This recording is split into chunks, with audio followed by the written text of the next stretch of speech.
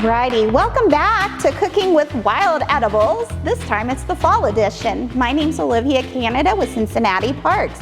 And today we are making a very sweet treat. We're gonna learn all about Pawpaw ice cream. But before we get to the ice cream part, we need to learn a little bit about pawpaws and how we know that they're ripe enough and how to turn this into some puree. So our very first step is, of course, find a source of pawpaws. I have a friend that knows a friend that grows pawpaw trees on his property. So she was very kind enough to bring me all of these. And when you're looking at pawpaws, you want to kind of touch them and feel them kind of like a banana or an avocado. And you want to make sure they're nice and somewhat soft. Once you have selected some ripe pawpaws, then you have to prepare them. So with pawpaws, you want to make sure you peel the skin away. You don't want to eat the skin. So just like a potato, you want to just kind of go across. You can do it with a knife, potato peeler. And if you notice, the flesh is really nice and light, but just like with apples, when a pawpaw's sitting out, it slowly browns and oxidizes. So you got to be quick.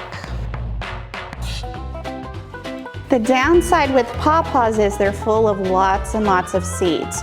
So if you were making guacamole with an avocado, you can slice it open. There's just the one seed, but with pawpaws, it's messy. So it's an all hands on deck kind of thing.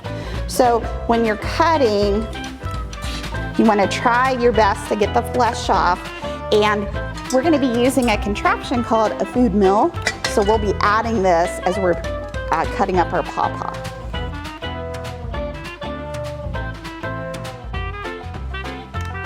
So you just kind of turn it around.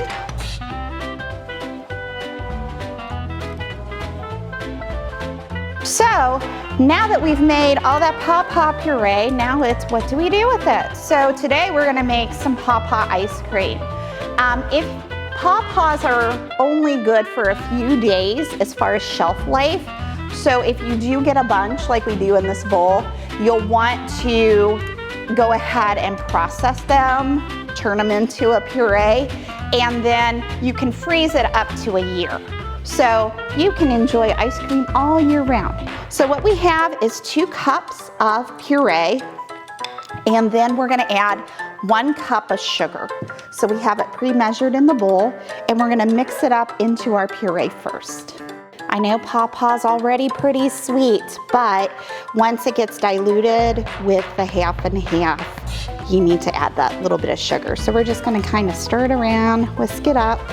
And once all the sugar is blended in, we're gonna transfer it into a larger bowl.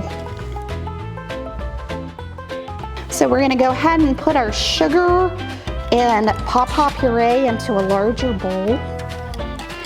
And you might notice when you're adding it to the bowl, you'll still see some chunks of fruit, which is totally fine. If you think of some of the ice creams that have fruit in it, that's totally normal. So don't worry, you have that. And our next step is we're gonna be adding half and half. Alrighty, so we are gonna do 4 cups. You wanna make sure that your half and half is chilled. It'll make it easier for the ice cream maker. And then you're gonna blend it all together. And then you're gonna add it into your canister that's part of the ice cream maker. So you're gonna set your canister into the maker, and then you have your paddle, which you're gonna insert. And then you also wanna make sure you put the lid on. And the lid will help protect ice and salt getting into the ice cream maker. So the next step is we're gonna put the motor on.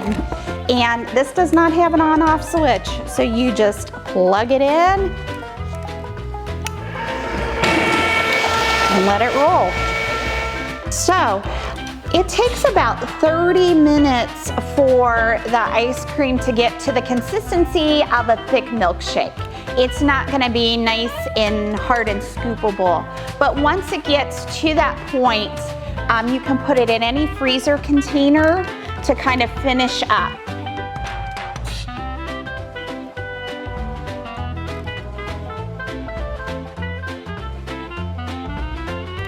Like I mentioned before, you don't have to use an ice cream maker, but to get that nice creamy consistency that we like with ice cream, it's best when it can be churned and mixed like that. But there you have a wonderful September treat, because that's when the Pawpaws are ready. But if you freeze your puree, you can have it any time of the year. Until next time.